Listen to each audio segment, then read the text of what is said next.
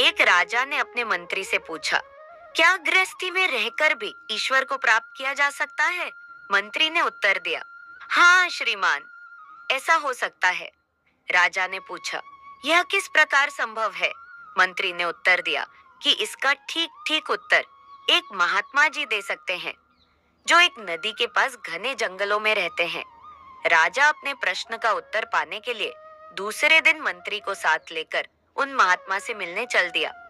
कुछ दूर चलकर मंत्री ने कहा, महाराज, ऐसा नियम है कि जो उन महात्मा से मिलने जाता है वह रास्ते में चलते हुए कीड़े मकोड़ों को बचाता चलता है।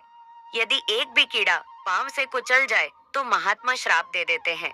राजा ने मंत्री की बात स्वीकार कर ली और खूब ध्यान पूर्वक आगे की जमीन देख देख कर पैर रखने लगे।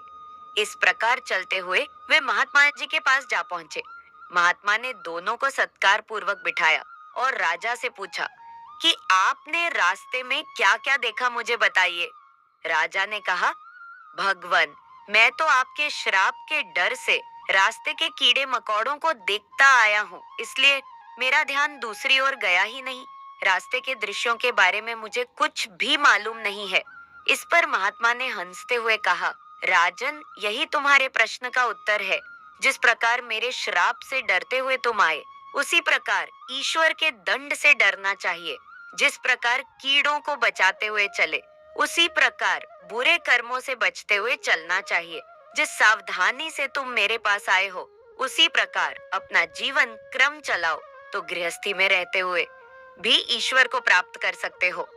राजा ठीक उत्तर पाकर संतोष पूर्वक लौट आया। तो दोस्तों, यह कहानी हमें सिखाती है कि ईश्वर को प्राप्त करने के लिए गृहस्थी छोड़ने की आवश्यकता नहीं है। यदि हम अपने जीवन में सावधानी पूर्वक और धर्म पूर्वक आचरण करें, बुरे कर्मों से बचें और ईश्वर के दंड का भय रखते हुए सही मार्ग पर चलें, तो हम जीवन में ईश्वर को प्राप्त कर सकते हैं। जैसे इसे राजा ने महात्मा के श्राप के डर से ध्यान पूर्वक कीड़े मकोड़ों को बचाया, वैसे ही हमें अपने जीवन में हर कर्म को सतर्कता और भक्ति के साथ करना चाहिए।